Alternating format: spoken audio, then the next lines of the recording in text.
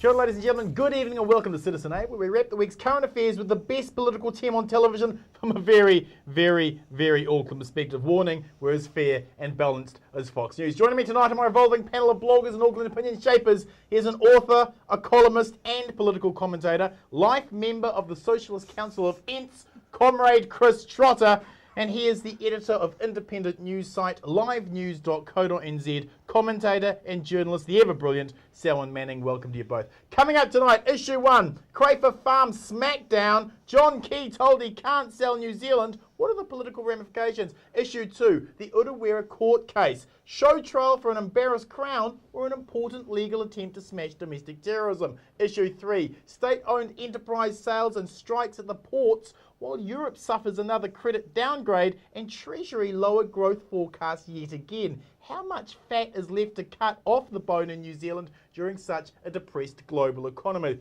And we'll end the show on a final word, but let's kick things off with Issue 1. The High Court ruling against the government's decision to greenlight the sale of the Crayfor Farms to a Chinese conglomerate has been decried by John Armstrong at the Herald as the biggest political rout John Key has had to suffer. What are the political ramifications here? Selwyn, what went wrong here for the government? How much egg does Maurice Williamson and Jonathan Kelman now have on their faces? Oh, a fair bit.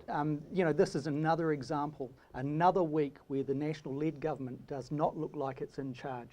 We've seen this slow eroding of the position that it had taken in a persuasive and powerful arena leading up to the last election, wheedled away to a point where the judiciary has stepped in front of it and has made some sane and rational decisions that are in keeping with the public mood. And really, you've got to question, how detached can a national-led government be when it's only just won an election a couple of months ago? Did they just get, walk me through it. Was it a case of wishful thinking on behalf of the ministers? Smack to politics. It'll be interesting to see what Chris thinks of this. I just see that, the delay in the advice coming through to the ministers to a convenient period after the election and after Christmas.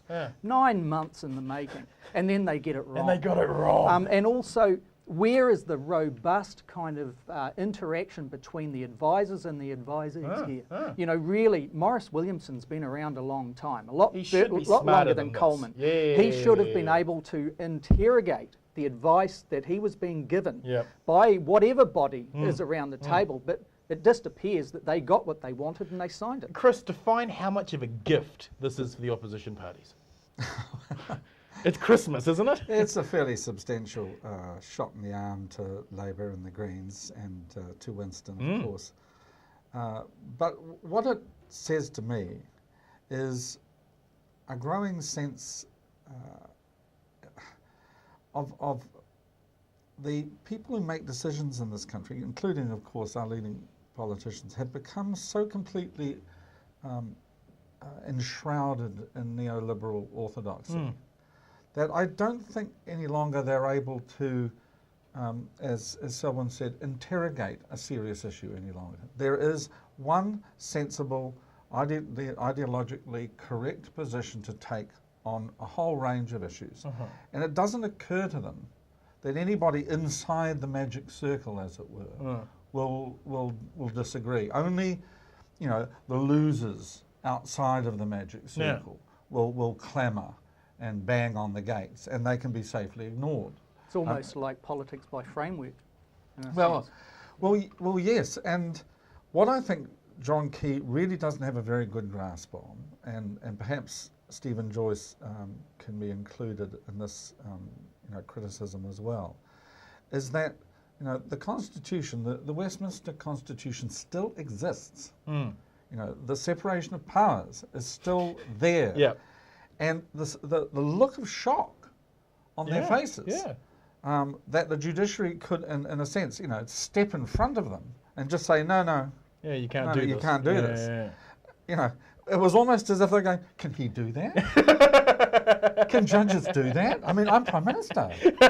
Well, can they do that? Helen Clark would be bemused because she would say exactly that and then give them a bit of a crack on the way out. That's right. But it took Labour 9 years to reach that level of hubris. This government's done it in 4. Why have they become so disconnected so quickly? Well, I mean, I think, for all its faults and for all its hesitations, the Clark government was trying to moderate that neoliberal settlement, trying to elbow its way into a little more space. But this crowd, of course, I mean, these are true believers, and so there's no sense of trying to elbow their way into a bit more space for themselves, because they believe that they are sitting in the absolute dead centre of the currents of history, just flowing along fine. Yep. And the whole response to the global financial crisis by parties like John Key's or David Cameron's in the UK has been problem, no problem. Economy just like a household. If we're spending too much, we've got to cut back. I mean, it's like the 30s and Keynesianism never happened. Never happened. Except this lot doesn't cut back. No. Selwyn, can National legislate to ram the sales through, or would that be just too politically damaging? I think what we saw last night with Maurice Williamson on Campbell Live was a minister looking for wiggle room. And it seemed to me that's what John Key had laid out earlier in the day. I'd be very surprised to see, for example, that the Cabinet would then try and instruct in some way a sale. Right. It would have to deal with the criteria and to explain away why the criteria that the judge put value and emphasis on should be abandoned. And once again, the public mood is clearly in favour of this High Court decision. For the National Party that's in government at the moment, with a leader that loves popularity, to abandon any kind of opportunity of looking like he's doing the right thing for his people, this doesn't seem, it's incongruous. Good point, but Chris, how does China react to this? They are going to be furious, aren't they? Well, yes, there's going to be one or two eyebrows raised in Beijing, and we are very small beer to the Chinese. And perhaps the Chinese, if this is accepted as the new criteria for determining whether productive New Zealand farmland should be sold or not. I mean, this it seems to me, I don't know whether you agree, Selwyn, but it seems to me to raise the bar pretty high. Right. Yeah, it does. And it would make the sale of land quite difficult. There's a public interest and national interest factor put into the whole thing. This is exactly what we were debating on your program 2 weeks ago, that the national interest should drive these types of decisions here. And really, if China looked at that, and we're small beer, and it can roll us any time it wished to. But if it looked at it, it would be thinking, I think Winston Peters is right on message here in saying, look, the Chinese wouldn't allow us to invest on its homeland. That's right. Why do we open our doors? But China signed a free trade deal here. They think they've got most favoured bloody nation It's done status. it all over the Pacific. And they're pushing this agenda, and this is the hot spot. They're not going to just roll over here, are they? Well, who can Could we say? see a challenge? I mean, we've got to assume that China hasn't finished with New Zealand yet. I mean, I think, the FTA was an important decision on their part. They're learning how to operate in countries like New Zealand, democratic Western nations. I think that was part of the reason they signed up. But of course, experiments sometimes fail. Sure. I mean, if they look at New Zealand and they say, oh, well, this really doesn't work very well for us, does it? Because they've got all these democratic impediments which they can set before us. And clearly, even if we've got the politicians saying that, there's a bit of work to be done on the judiciary. The $250,000 didn't get us as far as we thought. That's right. So I mean, they may just deliver a message to the rest of the Western world, and that is, if you're going to put these kinds of impediments, you don't get our money. Well, we can live without a FTA with New Zealand or Australia or the United States or anyone. Because Australia's facing exactly the same issue. That's right. Question to both of you. Mana released a press release this morning warning foreign buyers that New Zealand assets are not for sale. How does decision impact on asset sales? Well, I think it does stand up as a little bit of a blip on the radar for those overseas that are looking at significant investment here. It will be noted, you know, even in my role formerly at scoop.co.nz, one of the biggest clients that we had in the data area was Factiva. Now that's a part of Dow Jones, and its client base was obviously offshore, watching every statement that came out of anybody, whether it be business, politics, or the official kind of sectors. And there's a lot of interest in such things, but they do register. I think you're right in raising that question, and it's clever of Mana to politicise it. But yes, you know, it does make a difference. But once again, it's early days. It does need to be tied up and dusted off and put there as this is the way it's going to be. The Alliance played this a very similar card, didn't they, back in the day, by putting out a press release to the world that assets weren't for sale. Well, will they take notice? Well, yes, and they will be most worried, I think, by Mr. Shearer. Because Mr. Shearer, by putting Labour behind, you know, the popular antipathy to farmland sales and saying, you know, we're with you, that sends a signal, because this is a potential leader of an alternative government. And it sends a signal to the conservative elements that would naturally go to national. You know, and I thought that was clever politicking. Those two on television last night, Winston Peters and David Shearer, side by side, was a powerful signal. Oh, yes. The opposition has tasted some power here, and I think we've got an interesting year ahead of us. Absolutely, and of course, you know, to be fair to the Greens, I mean, they've had a consistent position throughout when they were in the alliance and outside of it. So, you know, I think Russell Norman and his team deserve credit here too, and they are making progress. I mean, he had a wonderful, you know, soundbite this morning on Radio New Zealand when he said, I think the Chinese will understand if we say we want to keep selling them the golden eggs rather than the goose. That's right. Thank you, panel. Moving on to issue 2. The Utawera court case started in Auckland this week. Is it a show trial for an embarrassed Crown or an important legal attempt to smash domestic terrorism? Chris, I wrote 5 years ago that once the images were released from the police case against those in the Utawera trial, that Middle New Zealand would be very, very, very angry. You have been attacked by some on the left for your position against protesters running around with guns. What are your thoughts on the case to date? Well, we've got to be very careful, of course, because this is a trial in progress, and I'm not going to say anything about the trial itself. But I will go back to that moment in 2007, and I think you were there at the time. It was down in the Unite offices above Queen Street, where people were coming in who had glimpsed some of the documentation associated with the arrests, and were openly saying that this is really quite powerful stuff. And I remember saying to people on the left then, be very careful, because if you take a position initially, you know, based on your heart, right?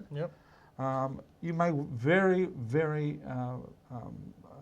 well, not soon as it turned out, but eventually, as time has elapsed, and a lot of time has elapsed, begin to look rather foolish. And except I think the foolishness has been seen to be on the police side. Yes, because the defence has run an extremely successful public relations campaign for 4 years. But it seems to be a fact-based campaign as well. Well, yes and no, because the facts that the Crown are relying on, the Crown has kept to itself.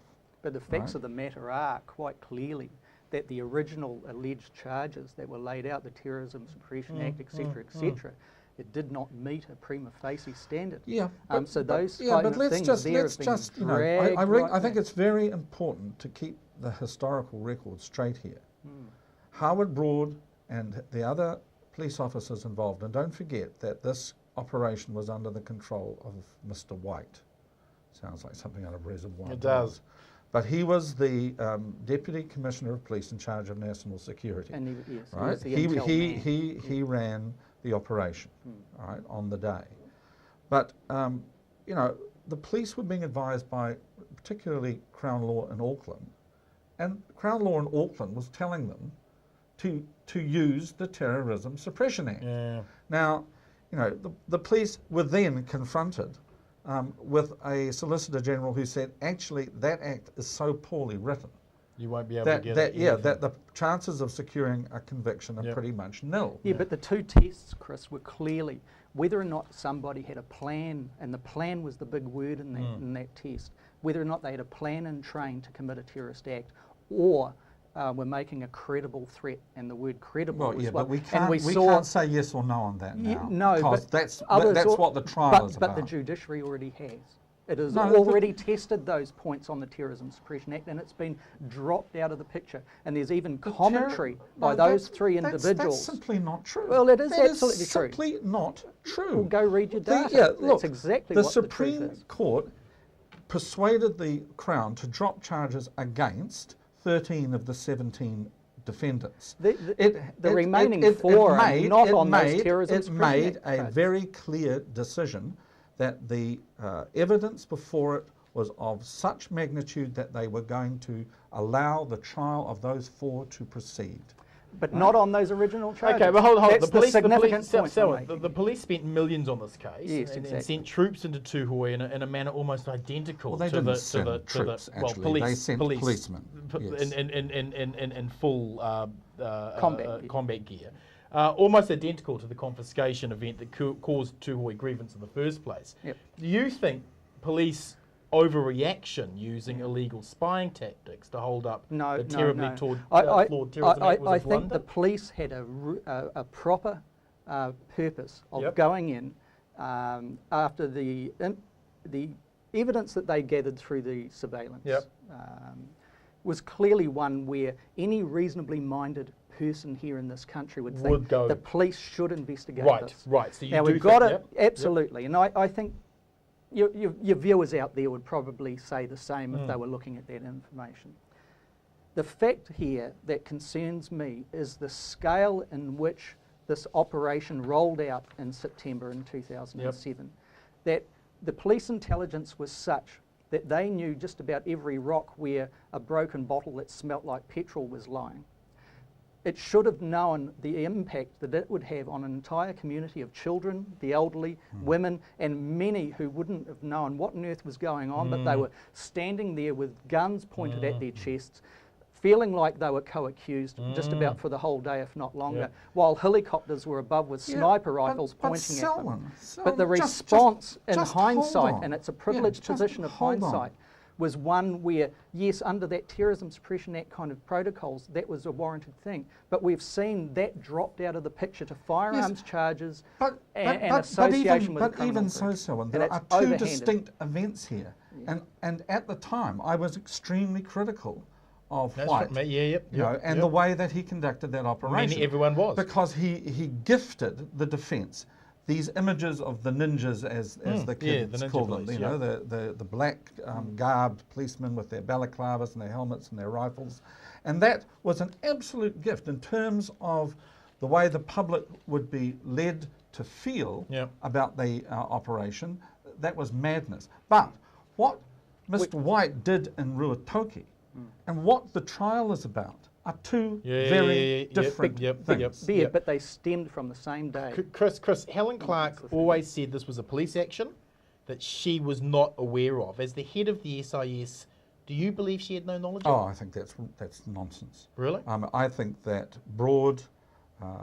he must have talked to her. The officials committee on defence and security would have been involved in this. The police intelligence would have been involved in this. I think the SIS would have been involved in this, and I think probably elements of the threat assessment group would have been involved. And this is in a this prime as well. minister who had a thing of keeping to no surprises. Right. So she could not have not known this was going down. Well, I mean, there are officials tasked with monitoring any kind of threat, external or internal, to New Zealand's national security, and the Prime Minister would have been alerted very early on. And I think, there are 75 witnesses to be brought by the Crown over the next few weeks.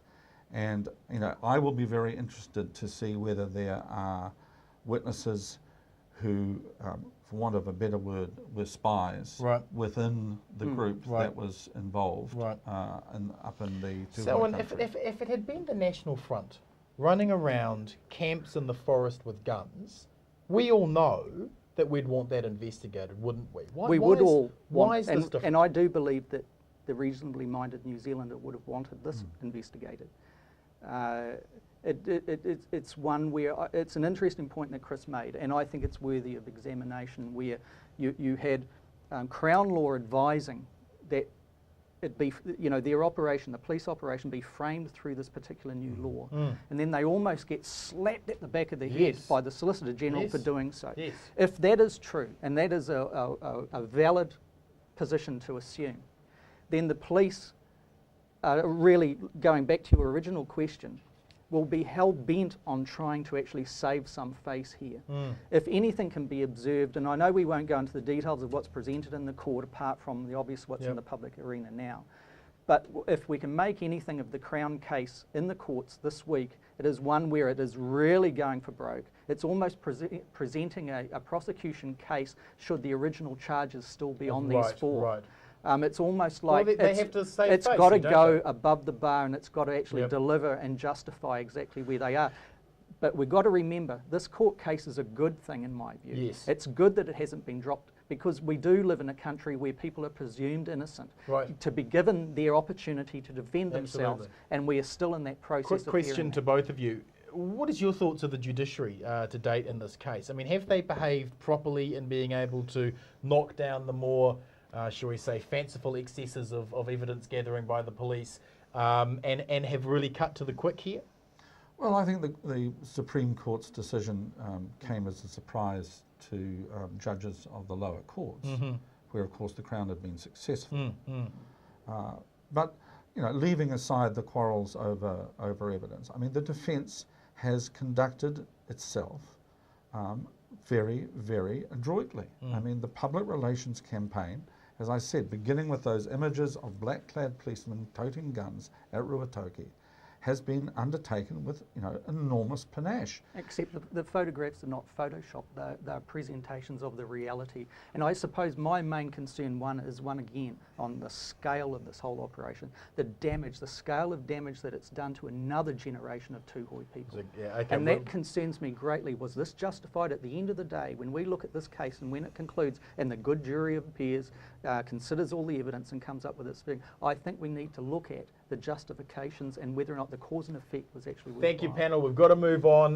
Moving on with issue 3 tonight. State-owned asset sales grinded ahead while Wharfies launching more industrial action on the ports of Auckland, while the Eurozone went through another phase of credit downgrades. How much fat is there left to cut on the bone in such global economic conditions? Selwyn, Gordon Campbell wrote a brilliant blog this week on scoop.co.nz using the Economist's data to compare state capitalism with free market capitalism and found the latter lacking. Can National's hands-off government with a microscopic G model actually work? Well, I think the trends around the world, I guess I'm preempting this, but I'd imagine all three of us would agree, have changed in the sense of how interventionist a government can be while still maintaining this free market ideologies. And I think National, because it's reverted back, particularly since election time, to this ideology rule, and a new clever way of presenting its ideology that's basically a morph from the 1990s, is leaving it in that ground where there isn't the strategic political thinking going on, where it can be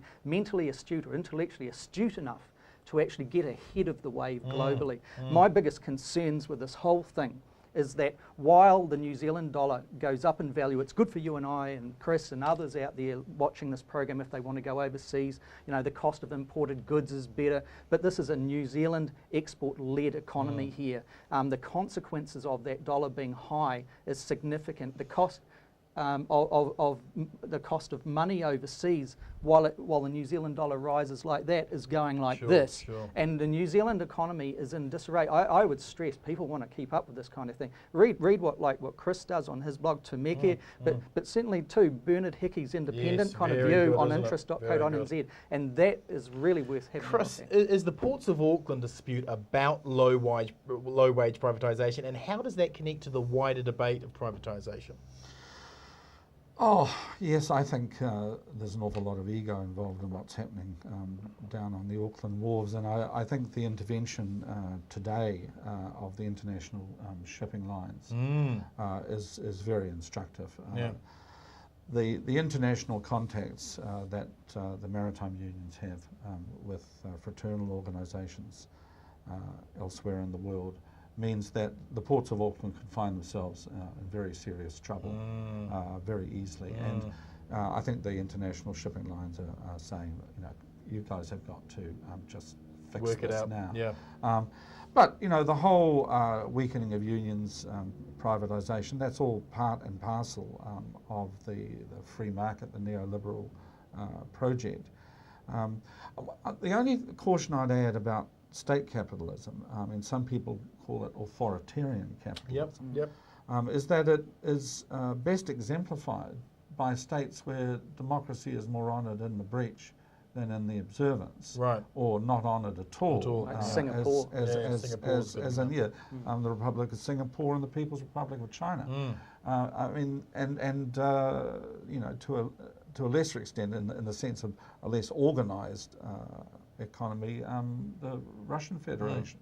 I mean, these are not in shining democratic Examples lights. of love. And they have a measure of success, certainly, but it's at huge cost. I mean, but to be fair, say to the Chinese, if you go back to the economic developmental stage that China is at now, and you compare Britain when it was at a similar stage, it was in the middle of the 19th century, when there was no universal suffrage, where trade unions were not tolerated at all. And the development could occur. Yeah, and so, we shouldn't be too quick to condemn countries like China who are just catching up. We've got to hope that democratic elements come in there. Let's wrap the show with last word. Selwyn, your last word this week. Yeah, very quickly. Crafter Farms thing, it's taken a turn for what the public in general would consider the better. I think do not take our eyes off it yet. Let's keep an eye on it and see what shapes next week in the political arena. Chris, your final word this week. Just a word of solidarity to the people of Greece who are being ground down under the heel of finance capital in Europe, to the point where I believe that some sort of mass revolt is almost inevitable.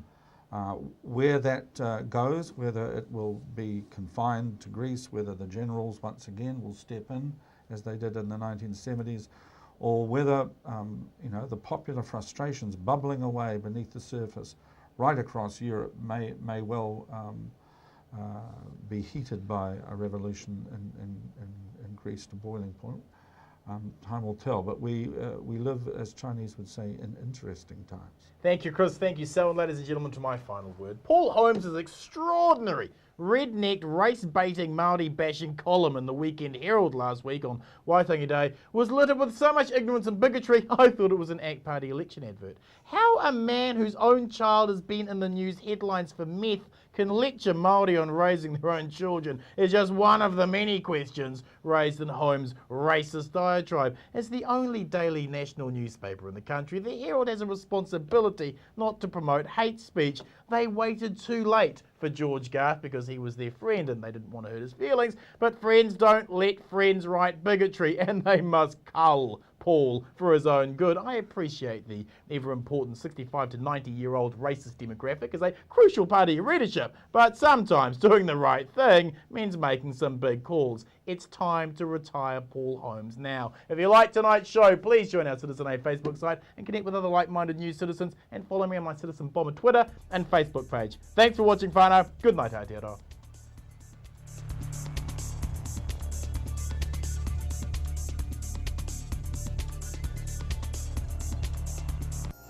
Supporting local content so you can see more of New Zealand on air.